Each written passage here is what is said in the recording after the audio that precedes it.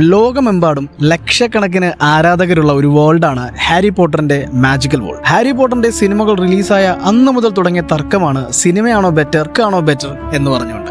ബുക്സിന്റെ ഫാൻസിനും സിനിമകളുടെ ഫാൻസിനും അവരുടേതായിട്ടുള്ള റീസൺസ് ഉണ്ട്. പക്ഷെ ഒരു യഥാർത്ഥ ഹാരി പോട്ടർ ഫാനാണ് നിങ്ങളെങ്കിൽ ബുക്സിൽ നിന്നും സിനിമയിലേക്ക് വന്നപ്പോൾ ഉണ്ടായ മാറ്റങ്ങളും തെറ്റുകളും നിങ്ങൾ തീർച്ചയായിട്ടും അറിഞ്ഞിരിക്കണം. അതാണ് നമ്മൾ ഈ വീഡിയോയിൽ നോക്കാൻ പോകുന്നത്.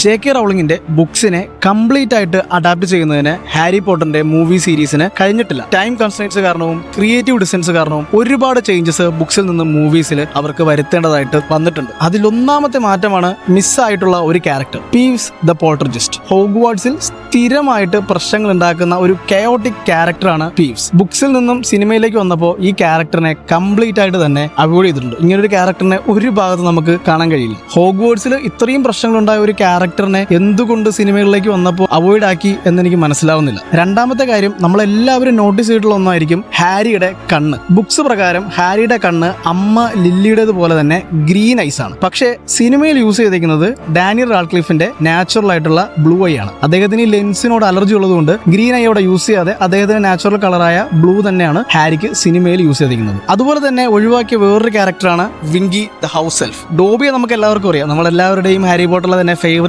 ക്യാരക്ടർ ആയിരിക്കും ഡോബി എന്ന് പറയുന്ന എൽഫ്. അതുപോലെ തന്നെ വേറൊരു എൽഫ് കൂടെ ഹാരി പോട്ടറിലുണ്ട്, വിങ്കി. ഈ വിങ്കിയുടെ സ്റ്റോറി ലൈൻ എന്ന് പറയുന്നത് ക്രൗച്ച് ഫാമിലിയും അതുപോലെ ട്രൈവിസ ടൂർണമെന്റുമായിട്ട് ബന്ധപ്പെട്ടാണ് കിടക്കുന്നത്. ദ ഗോബ്ലറ്റ് ഓഫ് ഫയറിൽ ഒരു മികച്ച റോള് തന്നെ വിങ്കി എന്ന് പറയുന്ന ഹൗസ് എൽഫിനുണ്ട്. പക്ഷേ സിനിമകളിലേക്ക് വന്നപ്പോൾ ഈ ക്യാരക്ടറിനെ കംപ്ലീറ്റ് ആയിട്ട് തന്നെ ഒഴിവാക്കിയിട്ടുണ്ട്. നാലാമത്തെ കാര്യം എന്ന് പറയുന്നത് വോൾഡിമോർട്ടിന്റെ പാസ്റ്റും ഇന്റൻഷൻസും ആണ്. നമ്മൾ സിനിമയിലേക്ക് കാണുവാണെങ്കിൽ വോൾഡിമോർട്ടിന്റെ പാസ്റ്റിനെ വലുതായിട്ടൊന്നും എക്സ്പ്ലോർ ചെയ്തിട്ടില്ല. പക്ഷേ ബുക്സിൽ വോൾഡിമോർട്ടിന്റെ ചൈൽഡ്ഹുഡ്, അദ്ദേഹത്തിന്റെ ഫാമിലി കാര്യങ്ങൾ, അദ്ദേഹത്തിന്റെ ഇന്റൻഷൻസ്, എങ്ങനെ അയാൾ ഡാർക്ക് ലോഡായി, അതിനെന്തൊക്കെയാണ് കാരണങ്ങൾ എന്നുള്ളതൊക്കെ വളരെ ഡീറ്റെയിൽഡ് ആയിട്ട് തന്നെ എക്സ്പ്ലോർ ചെയ്യുന്നുണ്ട്. ടൈം കൺസ്ട്രെയിൻസ് കാരണമായിരിക്കും സിനിമയിലേക്ക് വന്നപ്പോൾ വോൾഡിമോർട്ടിന്റെ പാസ്റ്റും അദ്ദേഹത്തിന്റെ ഇന്റൻഷൻസ് ഒന്നും വലുതായിട്ടൊന്നും എക്സ്പ്ലോർ ചെയ്തിട്ടില്ല. അഞ്ചാമത്തേക്ക് വരുമ്പോൾ ഈ വിങ്കിയും അതുപോലെ പീവ്സും മാത്രമല്ല, ഒഴിവാക്കപ്പെട്ട വേറെയും ക്യാരക്ടേഴ്സ് ഉണ്ട്. Ludo Bagman, the flamboyant, head of the department of magical games and sports. ഈ രണ്ട് ക്യാരക്ടേഴ്സും മൂവിയിലേക്ക് എത്തിയിട്ടില്ല. ബുക്ക് വായിച്ചിട്ടുള്ളവർ നോട്ടീസ് ചെയ്തൊരു കാര്യമായിരിക്കും ഡംബിൾഡോറിന്റെ കാമും റേജും തമ്മിലുള്ള ഡിഫറൻസ്. ദ ഗോബ്ലറ്റ് ഓഫ് ഫയറിൽ ഹാരിയോട് ഗോബ്ലറ്റിൽ പേരെഴുതിയിടണമെന്ന് ഡംബിൾഡോർ ആവശ്യപ്പെടുന്നുണ്ട്. ബുക്ക് പ്രകാരം നോക്കുവാണെങ്കിൽ വളരെ കാമായിട്ടാണ് ഡംബിൾഡോർ